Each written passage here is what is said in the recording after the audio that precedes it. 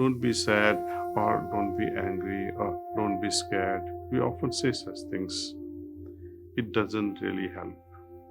You can't simply wipe away someone's feeling just by saying, don't feel sad or be strong and courageous.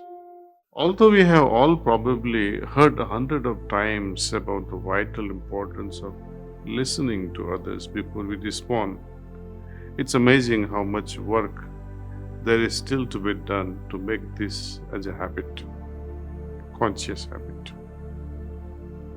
You might now know the book by Dr. Stephen Covey, The 7 Habits of Highly Effective People. Have you? I think if you have not read it, I wish you would take time and share it with your family. One of the effective habits he identifies is seek to understand before you are understood. In other words, listen first. Try to understand the other person before you start talking about what you think or you feel. Saint Francis of Assisi's beautiful prayer also says that, O Divine Master, grant that I may not so much seek to be consoled as to console, to be understood as to understand, to be loved as to love. For it is in giving that we truly receive. Listening to others first goes far beyond being simply polite or considerate. It actively contributes to satisfying, fruitful interactions. Listening moves us closer to each other. It creates relationship. Don't we all want to be heard and understood? And it saves time and stress. Just as we want to be heard and understood, others also like to be heard and be understood. Only then communication can happen. Listening carefully will save you so much of time. Think of how much time gets used up in sorting out misunderstandings just because you didn't listen properly or the other person didn't listen properly. Apart from the tensions that arise between people who don't feel heard by each other. So often, even if we are not actually interrupting a speaker, we are itching for a moment when we can say what is in our mind. Response predominates. Dr. Stephen Covey pointed out that most people do not listen with the intent to understand. They listen with the intent to reply.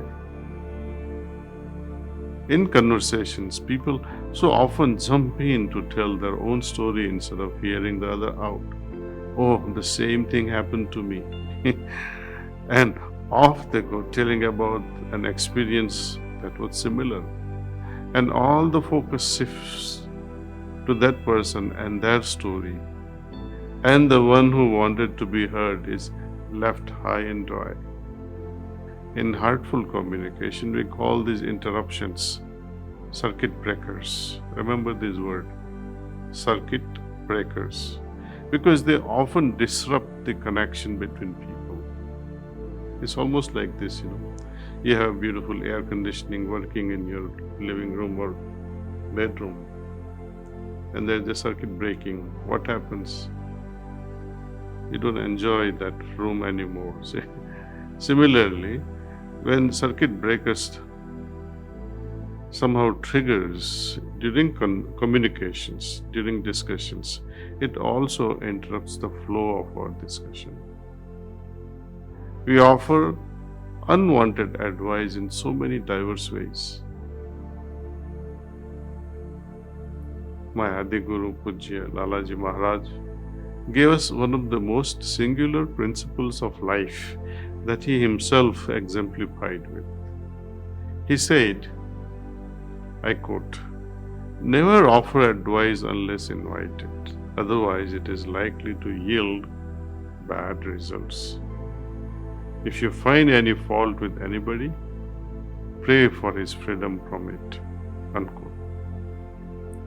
So here is his guidance. Instead of giving advice, criticizing, or talking about someone behind their back, we can offer prayer. Most of us are very, very good at fixing or giving advice, and we are not at all good at simply listening. Like when we tell the person who is speaking to us not to feel what they're actually feeling. Don't be sad, or don't be angry, or don't be scared. We often say such things. It doesn't really help. You can't simply wipe away someone's feeling just by saying, don't feel sad, or be strong and courageous.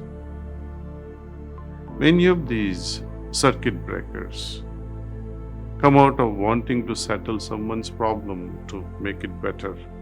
But often people need to be fully heard first. Someone told me how, when one of their twins had died, several people responded saying, "At least we have the other one." It's unfortunate though. Empathy doesn't begin with the words. At least. The lady really needed empathy and understanding for her loss of one of the twins. Sometimes maintaining silence, not a single word spoken, can grant someone a heartfelt satisfaction. For example, attending someone's funeral and later on visiting that family every evening. Speak no word, just be there. That's more than enough.